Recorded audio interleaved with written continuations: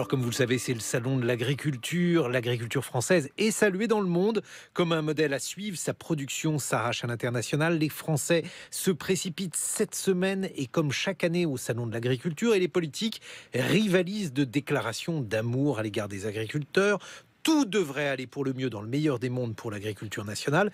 Et pourtant, l'ambiance est très morose.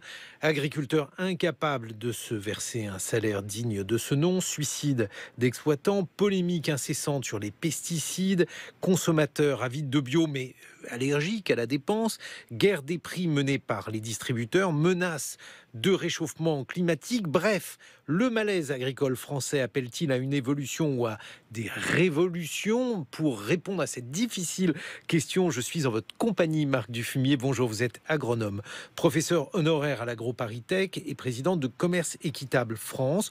Vous avez notamment publié L'agroécologie peut nous sauver aux éditions Actes Sud. Pourquoi un tel malaise aujourd'hui dans l'agriculture française, Marc Dufumier? Alors effectivement, d'abord la question des revenus des agriculteurs, c'est dérisoire. Il faut peut-être rappeler quelques chiffres parce qu'à chaque fois qu'on les lit, on est tout à fait frappé par l'incroyable modestie de ces rémunérations, parfois 300 à 400 euros après avoir tout payé. Oui, pour certains, et un niveau d'endettement absolument considérable. Des gens ont investi dans des moissonneuses-batteuses pour les uns, dans des robots de traite pour les autres. Ils n'arrivent plus à rembourser les emprunts.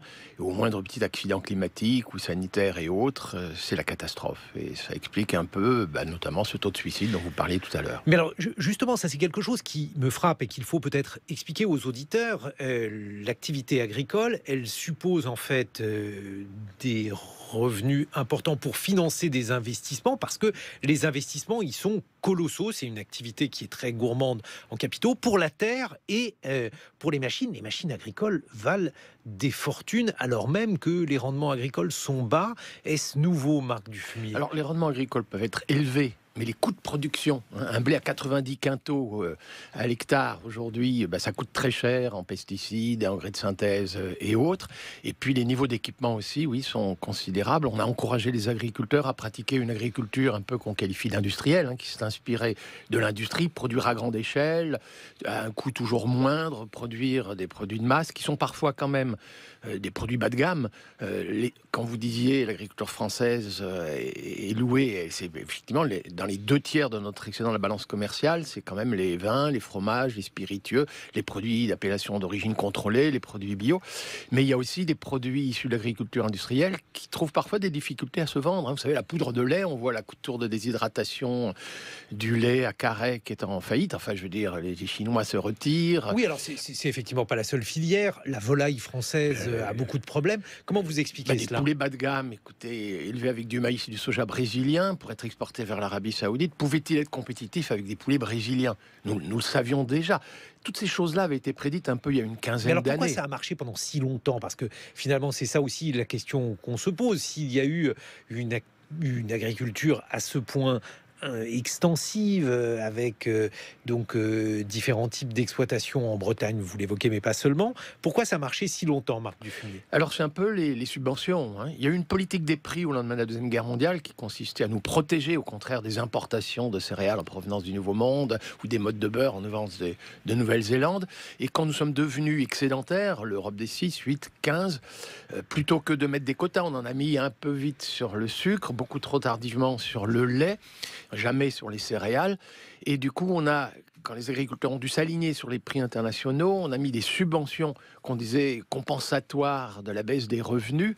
Et on a en fait encouragé les agriculteurs à produire toujours la même chose. Alors que nous aurions dû produire ce dont nous sommes extrêmement déficitaires.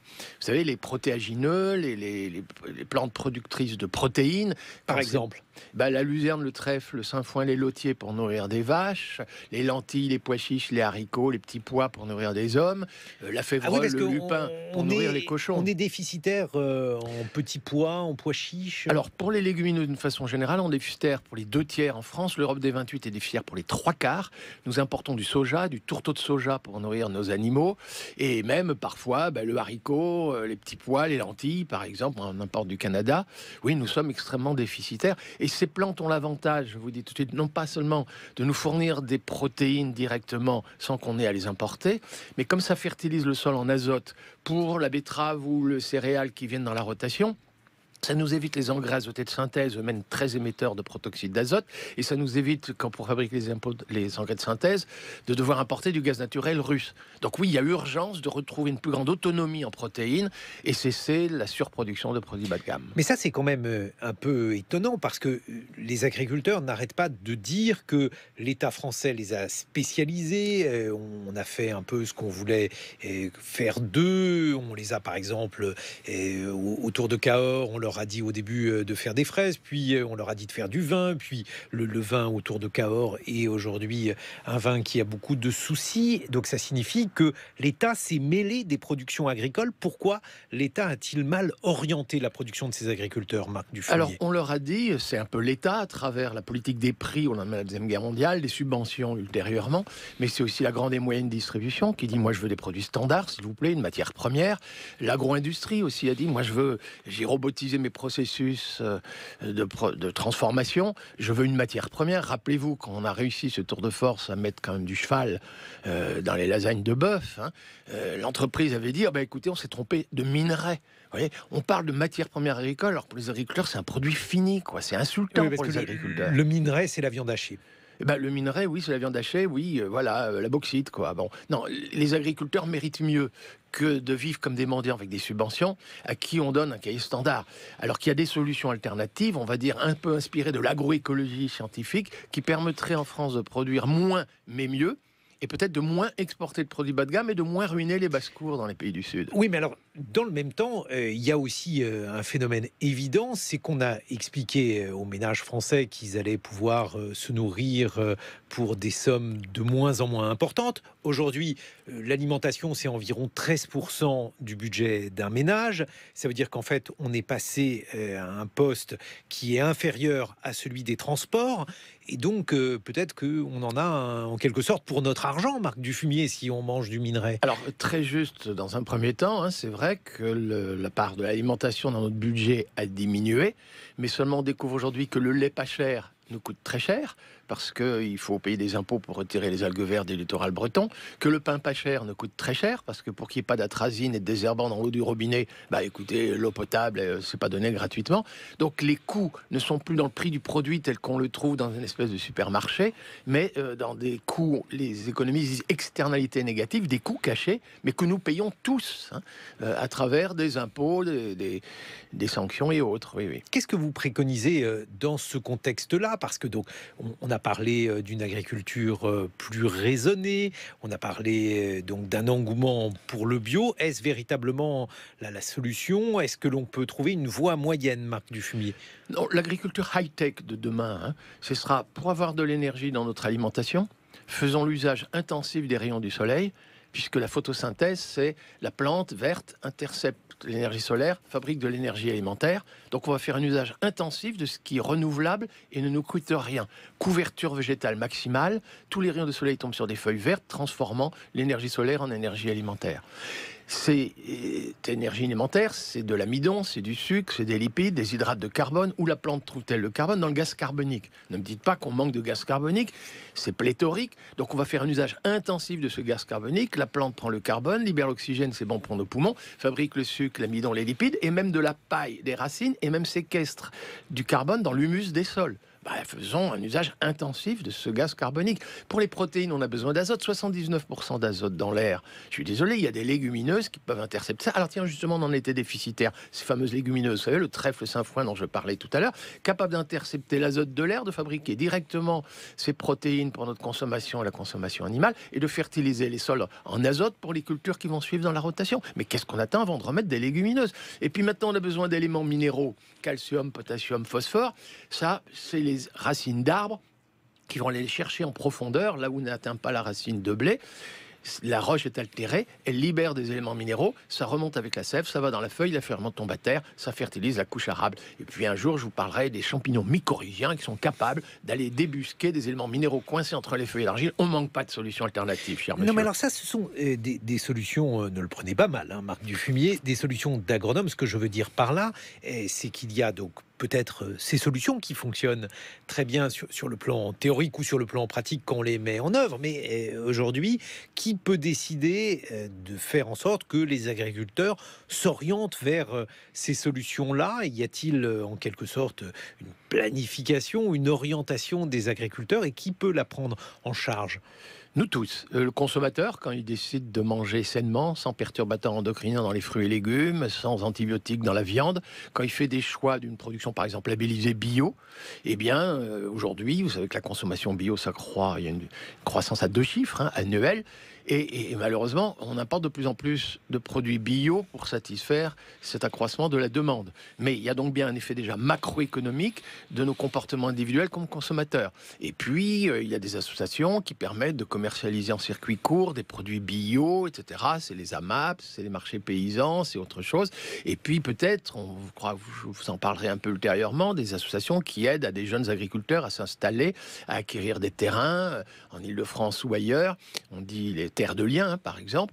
Oui, donc c'est nous, comme consommateurs, notre comportement individuel, c'est le réseau associatif, les associations de parents d'élèves qui exigent du tout bio à l'école pour que les gamins ne soient pas exposés aux perturbateurs endocriniens. Parce que l'exposition aux perturbateurs endocriniens, on leur prédit à cette jeune génération une espérance de vie en bonne santé de 10 ans inférieure à ma génération, hein, d'une dizaine d'années inférieure. C'est-à-dire c'est Alzheimer, Parkinson, cancer du sein, cancer de la prostate, c'est une prédiction scientifique, c'est pas statistiquement avéré, on verra dans 60 ans, statistiquement, quand est-ce qu'arrive Alzheimer, Parkinson chez les jeunes.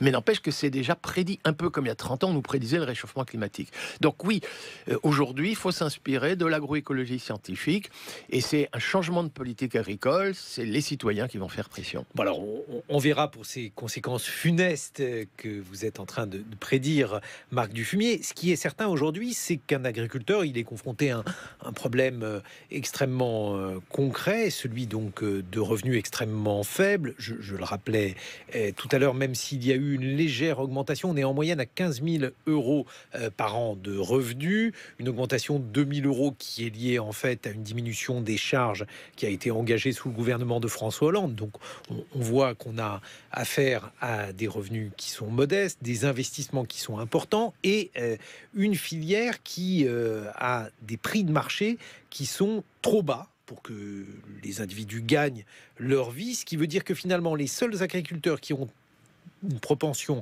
à s'en sortir sont ceux qui transforment leur récolte et qui ne dépendent pas des cours mondiaux. Est-ce bien normal d'en venir là? Et contre cela, qu'est-ce que la France peut faire? Parce que là, le consommateur, il a beau vouloir consommer de bons produits, et il n'agit pas complètement sur la filière agricole. Absolument. Alors, ces agriculteurs qui ont des revenus très faibles, de plus se sentent stigmatisés. On leur dit les algues vertes, donc c'est bien vous.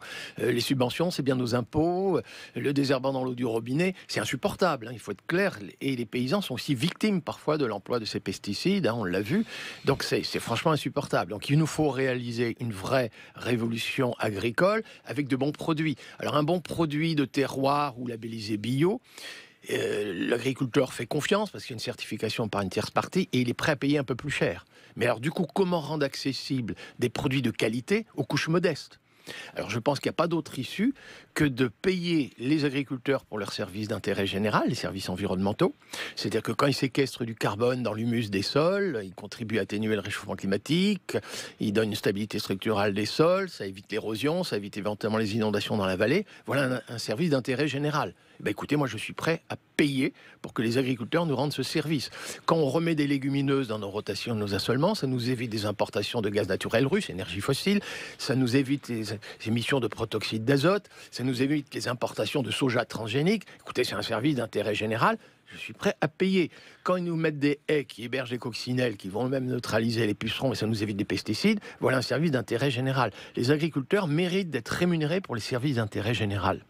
Et cette année, avec le Salon de l'agriculture, On voit naître une nouvelle polémique sur le bio. Donc on pensait que le bio c'était la panacée, et puis on se rend compte qu'il y a de plus en plus de grands élevages bio. Par exemple, on évoquait les poulaillers industriels, on se disait que c'était réservé à une certaine forme d'élevage dont on ne voulait plus, et puis on se rend compte que dans l'élevage bio, il y a également ce type de poulailler. On nous ment, Marc Dufumier?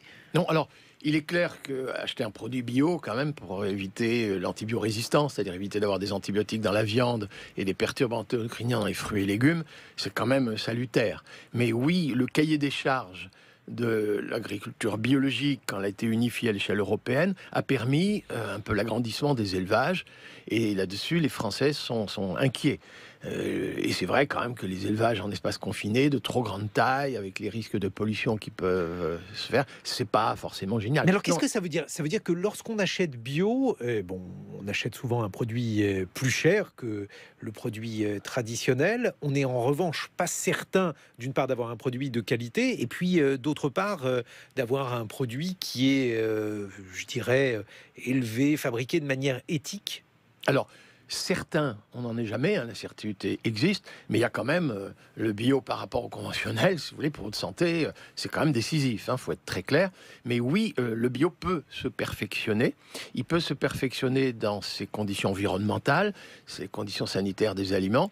Et puis, alors effectivement, il y a un autre problème, c'est l'équité dans les revenus. Aujourd'hui, il y a presque 2 certifications, si vous voulez. Il y a une certification pour des produits labellisés bio, et il y a une certification équitable pour des produits où le consommateur peut être assuré que la rémunération de l'agriculteur sera juste.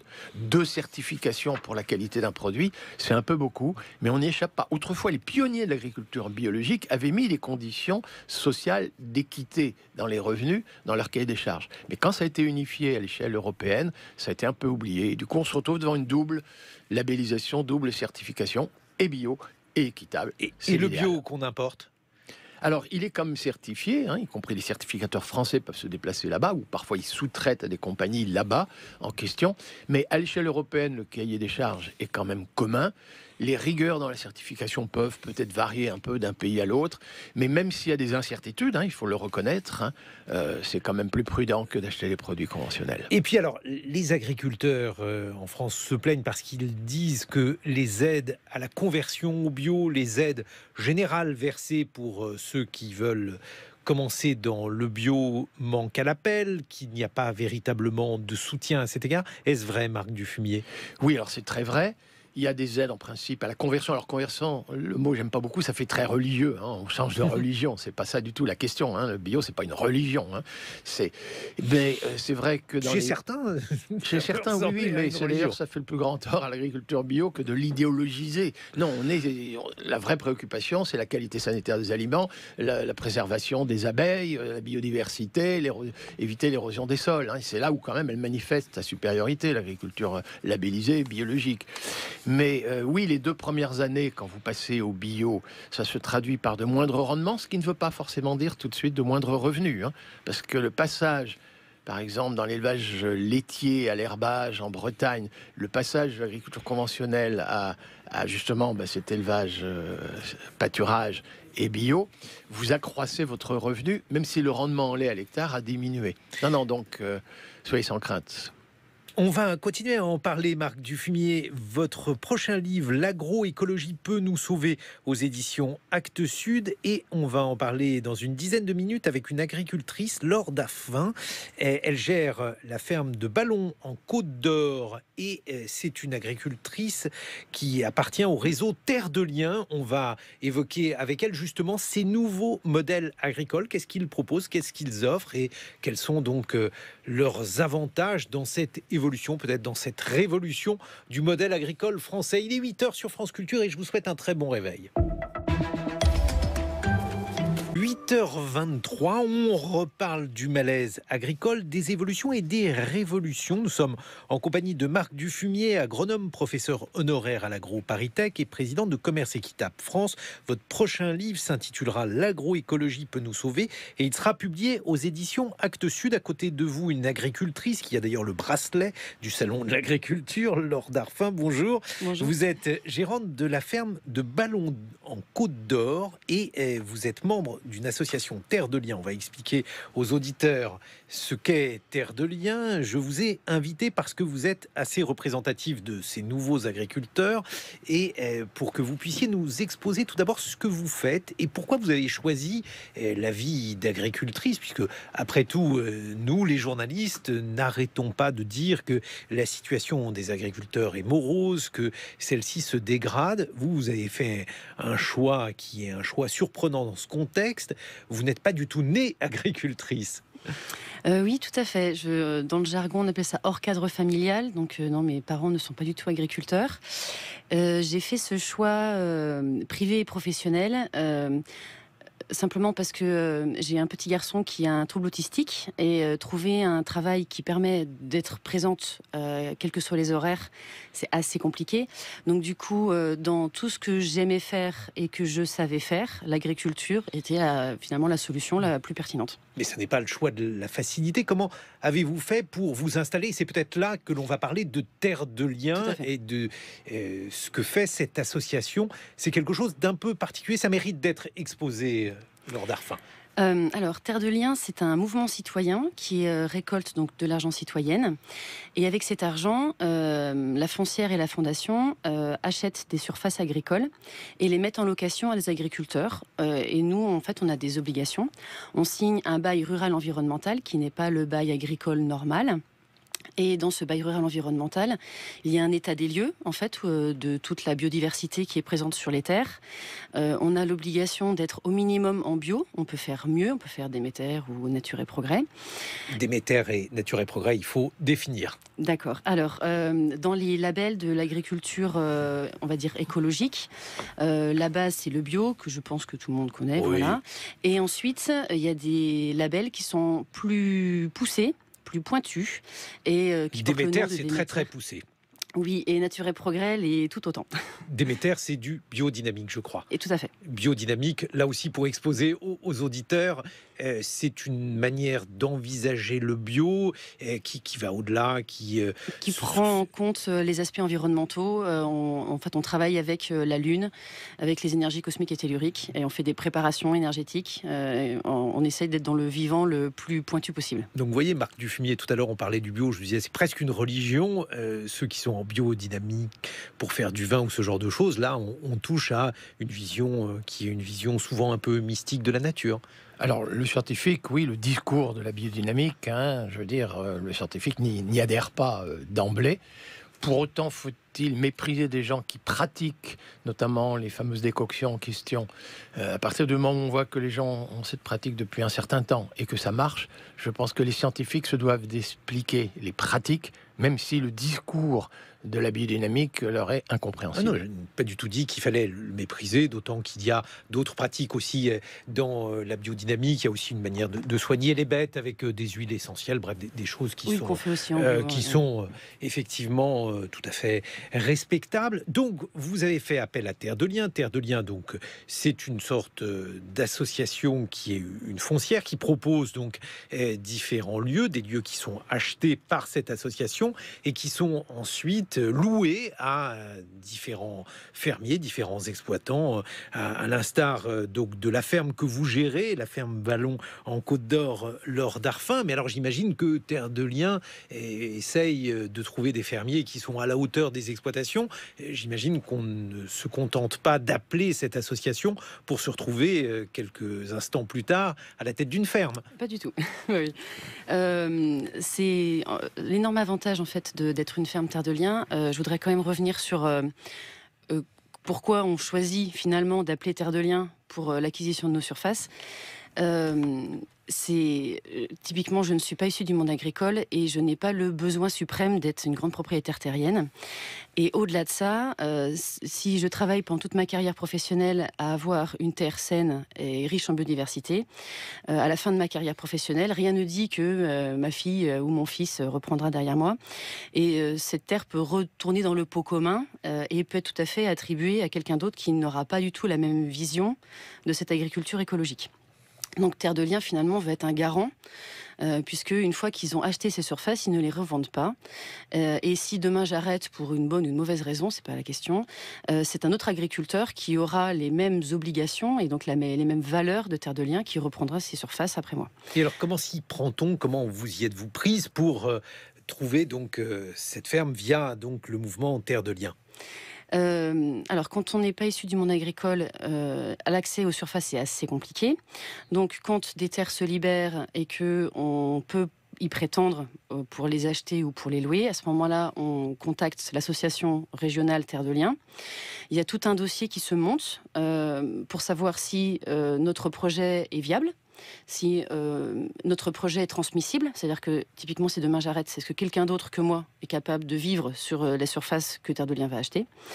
Ensuite on monte ce dossier et il remonte au niveau national, donc foncière, où il est, j'ai envie de dire, trituré pour s'assurer que le projet est bien viable. Et du coup, c'est une commission nationale qui décide, ok, Terre de Liens achètera, ou oui, mais il faut modifier tel aspect ou tel aspect du dossier, ou ah non, Terre de Liens n'achètera pas. Qu'est-ce que vous avez proposé, vous, comme projet lors d'Arfin? Qu'est-ce qu'il y avait qui a emporté la conviction du mouvement? Alors déjà, il y a la région. Je suis la première ferme Terre de Liens du département de la Côte d'Or. Donc, rien qu'en soi, c'est une petite victoire. La ferme, en fait, est composée de 20 hectares. Donc, Terre de Liens en a acheté 12,5. Parce que mon mari avait déjà des surfaces, donc, et j'en ai acheté moi une petite partie. Puisque votre mari était déjà oui, agriculteur, mais ce qu'on appelle cotisant solidaire, c'est-à-dire que tout petit agriculteur. Et donc sur ces 20 hectares, l'idée que j'ai défendue à Terre de Liens, c'était une ferme très diversifiée. Et dans mon esprit, tout se tient. Ça veut dire que je fais de l'apiculture, donc j'ai des abeilles, mais j'ai également des bovins, donc des vaches bretonnes pinoires, qui n'est pas du tout la race bourguignonne classique, des chevaux de trait pour la traction animale. Pourquoi vous avez choisi cette race de vache? Justement parce que les terres auxquelles je pouvais accéder sont des prairies humides collées à la forêt de Cîteaux. Et pour pouvoir assurer une bonne gestion de ces pâtures, je ne me voyais pas avoir des gros bovins. Et comme je ne voulais pas les alimenter en céréales, je souhaitais avoir une race très rustique qui se nourrit uniquement à l'herbe et qui est parfaitement capable de faire un lait riche ou une viande persillée uniquement nourrie à l'herbe. Vous avez donc des chevaux de trait, mais alors ça c'est pour votre usage au sein de l'exploitation? Alors, pas encore, j'ai envie de dire. Pour l'instant, on est éleveur. On est un petit peu utilisateur en attelage de loisirs, ce qu'on appelle. Donc notre travail, en gros, c'est de faire naître des poulains de trait. On les emmène en les éduquant jusqu'à 3 ans et ensuite ils sont vendus pour ce qu'on appelle la traction animale. Donc principalement dans la vigne. Mais aussi dans le maraîchage. On a des chevaux de trait qui pourraient aller en débardage, mais mon modèle à moi de chevaux de trait va pas vraiment en débardage. Débardage? Oui, donc en fait, on peut débarder les bois. Mais sur les zones sensibles. Ah oui, donc il faut que ce soit des chevaux déjà assez solides. Exactement, tout à fait. Mais sur les personne se préoccupe beaucoup des sols en agriculture, mais je pense que personne ne se préoccupe tout court des sols en forêt. Et du coup, il y a des zones qui sont vraiment très vulnérables et le cheval y a toute sa place, par exemple. Mais alors, ça justement, Marc Dufumier, vous qui êtes agronome, le fait d'utiliser des chevaux de trait, est-ce que c'est un retour en arrière? Est-ce que c'est au contraire une solution plus rationnelle par rapport à l'utilisation d'engins mécanisés? Non, le retour en arrière, évidemment, autrefois, on utilisait les chevaux de trait, il faut être honnête. Mais non, ça peut être une solution très actuelle. Ça nous évite de l'énergie fossile. Non, aucun problème. Mais alors, ça peut faire partie du high-tech. J'imagine que c'est un procédé plus lent que l'utilisation donc d'un tracteur ou d'autres outils mécanisés. Oui, non, mais il y a toutes les solutions. On parlait dans la vigne, parfois on n'est pas obligé non plus de la travailler, hein. Un travail excessif du sol peut être dommageable. Moi j'ai vu à Saint-Émilion, j'ai vu des petits robots à panneaux solaires, hein, qui se réveillent le matin avec le soleil, qui s'endorment le soir avec la tombée de la nuit et qui sont capables effectivement, je dis pas de désherber dans le sens arracher les herbes entre la vigne, mais de la faucher, de lui empêcher une extension majeure. Et ce tapis herbacé protège la vigne de l'érosion, les sols de l'érosion. Oui, oui, non, non. Entre chevaux de trait et petits robots à panneaux solaires, non, on est dans le high-tech. Lord Arfin, il y a aussi quelque chose sur lequel il faut insister, c'est que si vous êtes passé par Terre de Liens, c'est en raison donc de l'accord, de la philosophie du mouvement et de votre esprit de future exploitante, mais c'est aussi parce qu'il est extrêmement difficile de trouver des terres. Alors peut-être que les auditeurs se souviennent d'avoir étudié lorsqu'ils étaient à l'école ce qu'on appelle des SAFER, bref, des organismes un peu mystérieux qui s'occupent de récupérer les terres et a priori qui sont là pour accompagner les agriculteurs dans leur démarche, parce qu'il faut des surfaces minimales pour s'installer, pour installer son exploitation. Vous avez eu une bonne expérience avec les SAFER? Mitigé, je dirais. Ce qu'il faut quand même savoir, c'est que de mémoire, la France est le seul pays à avoir un organisme de type SAFER. Donc la SAFER en fait regroupe des élus, une banque, une assurance, MSA, notaire, etc.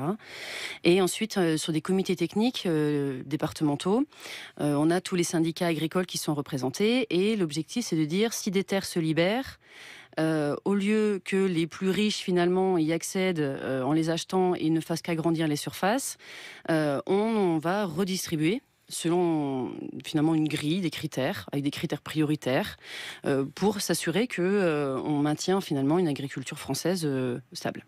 Donc plein de bonnes intentions. Ah, tout à fait. Ah, tout à fait. Le problème, c'est dans les faits, c'est beaucoup plus compliqué. Il y a énormément de pression qu'on appelle de la profession.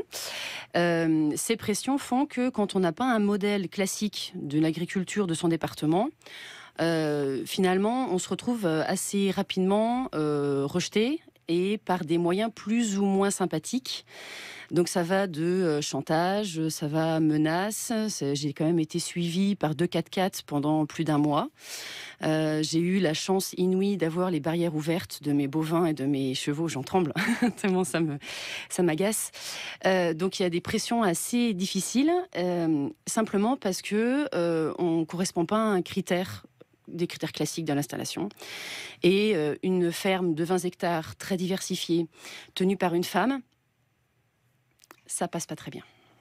On entend donc dans cette expérience évidemment très désagréable de Lord Arfin, Marc Dufumier, et bon, les choses se sont mal passées. Ce système des SAFER, alors il n'est pas toujours aussi critiquable qu'il y apparaît dans cette expérience-là, mais en tout cas, on dit que c'est un système assez opaque, qu'on comprend mal son fonctionnement. Vous le comprenez mieux, vous qui êtes agronome, Marc Dufumier? Non, je comprends pas mieux. Alors ça dépend quand même des départements, il nous faut être honnête.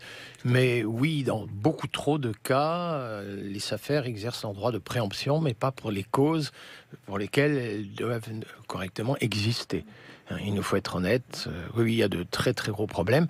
L'intérêt, je vais vous dire, de l'association, y compris Terre de Liens, quand elle commence à intervenir, à étudier les dossiers, etc., c'est que au moins les élus qui participent aux SAFER sont au courant avant que le dossier soit bouclé. Parce que jusqu'à une date récente, les élus, quand on leur disait « mais pourquoi avez-vous laissé faire un telle chose ?» Ils disaient « bah oui, mais du coup, c'est le jour du vote qu'on a eu accès au dossier. » Donc, la seule présence de l'association Terre de Liens peut aider quand même à ce que ces choses-là qu'on a dénoncées interviennent de moins en moins souvent.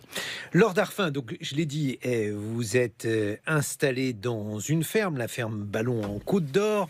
Vous êtes notamment apicultrice et comme avec Marc Dufumier, nous avons évoqué la paupérisation des agriculteurs, leurs difficultés à vivre avec donc à la fois des besoins importants capitaux, puisqu'il faut beaucoup de matériel, il faut des terres pour exploiter et pour gagner sa vie. Et puis de l'autre, des possibilités de revente qui se font bien souvent à des cours très inférieurs au coût de revient.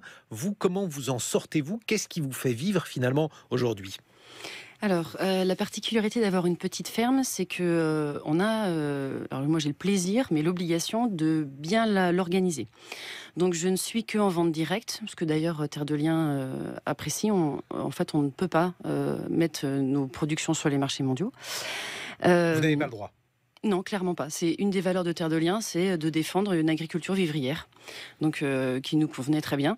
Donc ça va être vendre en direct à la ferme, ce que disait Monsieur Dufumier à l'instant. C'est-à-dire que votre AMAP, miel, par exemple, vous le vendez notamment localement. directement sur l'exploitation. Oui. Au Ou alors- marché d'une ville du coin, je vais le vendre sur des foires bio, il peut partir en magasin bio, pas de problème, je peux en envoyer en colis postaux si on m'en demande, mais du coup je ne vais pas partir sur des filières très longues où finalement mon miel part en fût, en très grand fût, migre via des entreprises nationalisées et ensuite est redistribué ici ou ailleurs dans des pots où du coup mon miel est mélangé avec tous les autres, quoi. Marc Dufumier, là, on voit malgré tout que c'est ce que l'on évoquait tout à l'heure, c'est-à-dire que bien souvent aujourd'hui, les agriculteurs qui s'en sortent sont les agriculteurs qui maîtrisent la totalité de la filière, ce qui est problématique pour ceux qui vendent leur lait auprès d'une coopérative, bref, sont soumis aux cours mondiaux.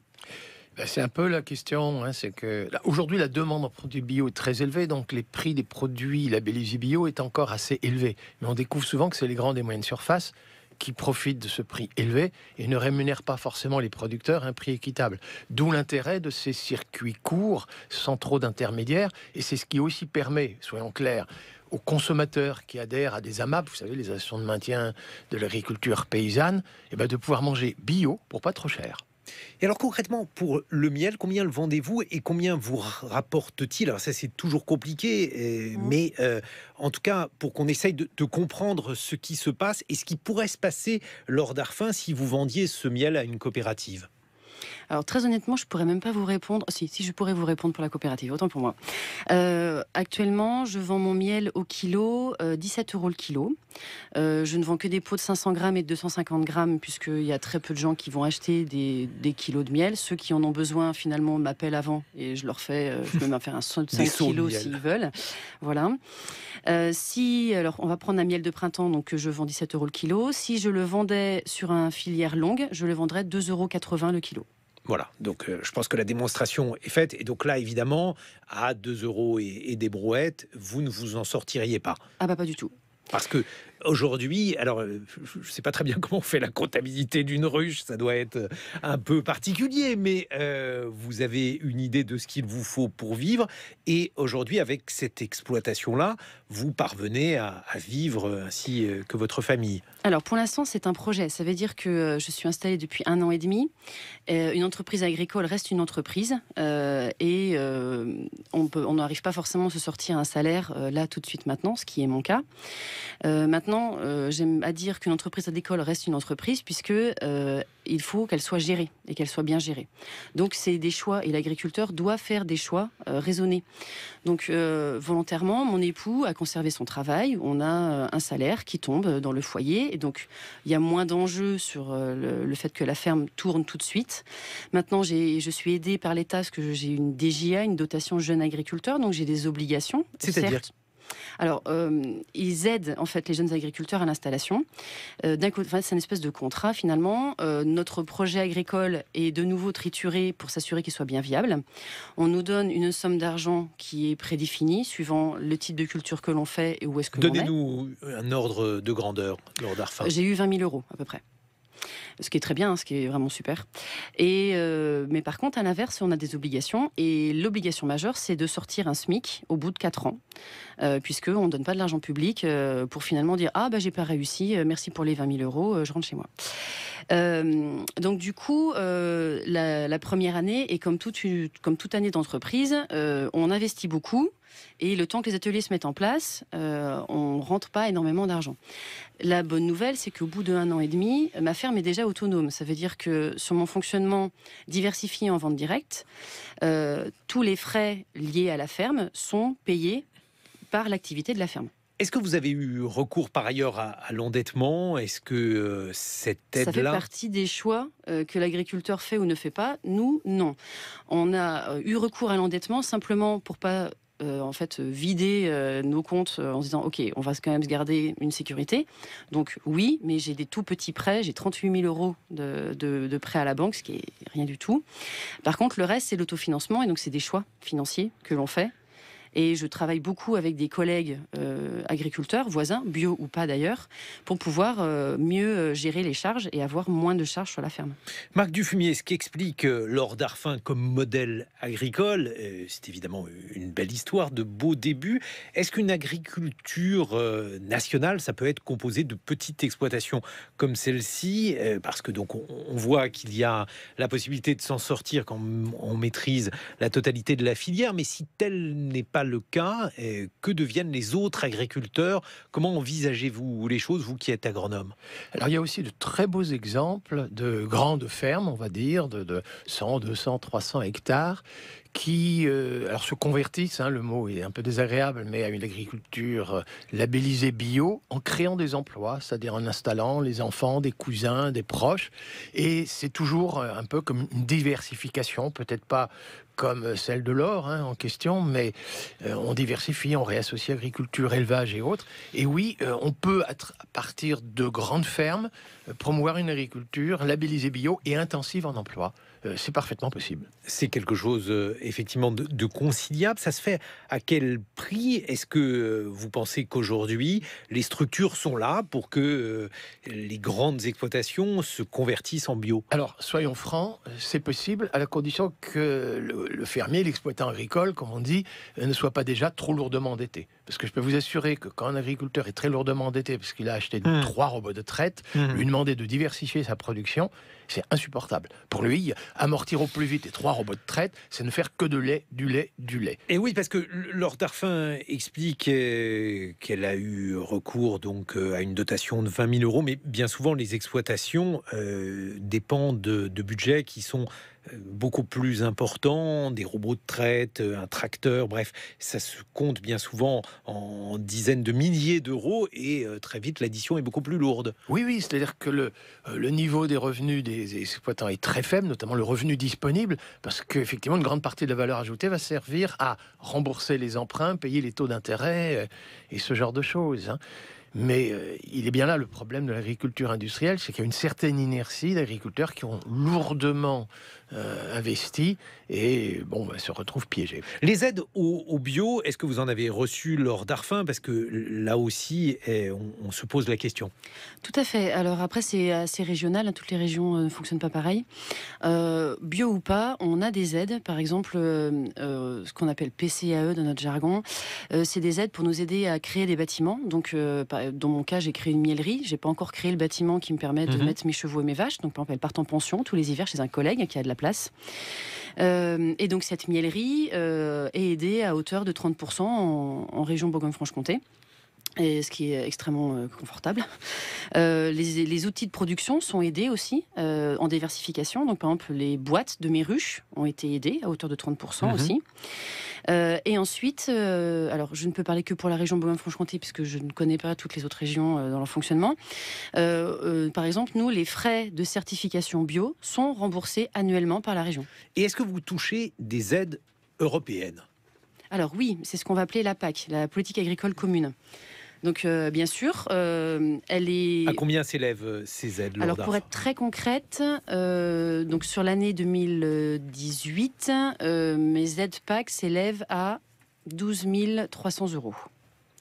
Est-ce que la réforme de la PAC, parce qu'on voit que ce sont des aides considérables, 12 300 euros, c'est un tout petit peu moins que le revenu annuel moyen des agriculteurs. Est-ce que la réforme de la PAC, Marc Dufumier, menace ces agriculteurs? Alors il y a urgence de la réformer, parce qu'il faut être honnête, c'est pas les petits producteurs comme Laure qui bénéficient le plus de subventions. Elles sont pour l'essentiel proportionnelles à la surface. Tout à fait. Et donc c'est les gros qui bénéficient de ces subventions. Et précisément l'urgence aujourd'hui, c'est de réorienter ces aides de grands agriculteurs en disant vous êtes des mendiants, vous avez besoin d'argent, etc., mais de rémunérer les services environnementaux procurés par les petites fermes.